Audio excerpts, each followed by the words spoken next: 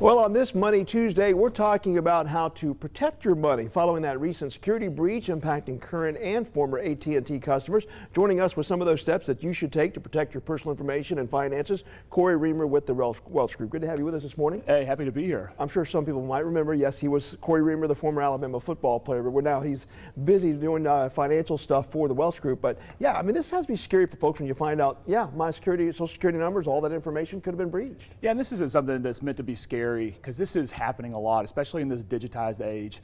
A lot of hackers are constantly going after larger institutions trying to get access to sensitive customer information. This is just what you can do to protect yourself in the event that these things happen, because they seem to happen pretty frequently.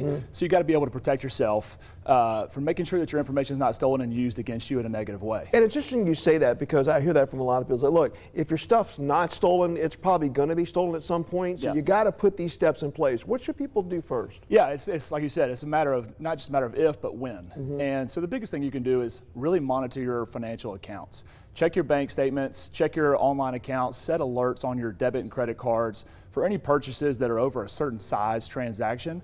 Another thing you can do is you can set up credit monitoring. Enroll for one of the services that helps you monitor your credit in case anything is opened that you did not approve of. So you'll get alerts for those types of things as well. It's really about just being vigilant as much as you possibly can to make sure that this information isn't being used without your knowledge. And I know it's always recommended you contact the credit bureaus, whether it's TransUnion, Experian, or whatnot, and you set up those credit alerts, those fraud alerts, but also those credit freezes. Yeah, credit freeze. But now you should also do this with other family members too, maybe even your kids, right? Yeah, absolutely, because you don't know what access you have. These guys have had access to, especially if you've got one password for all the different sites, and I know I'm guilty of it as well. When you get something like this happens, another important thing is to go in and make sure you change your password at any other sites that you have financial information locked into it that was similar to what your password was for the hacked website.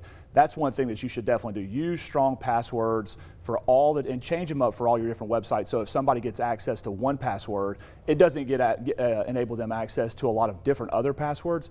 But go to all three credit bureaus. You can sign up for a credit freeze.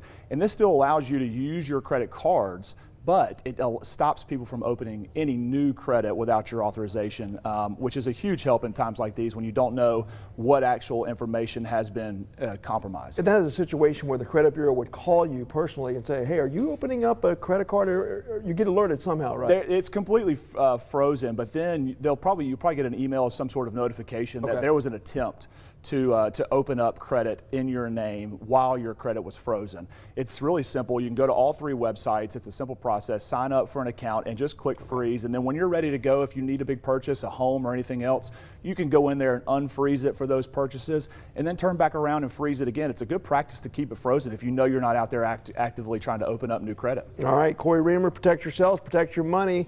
From the Welch Group, we do appreciate it. Hey, appreciate it, Mike. All right.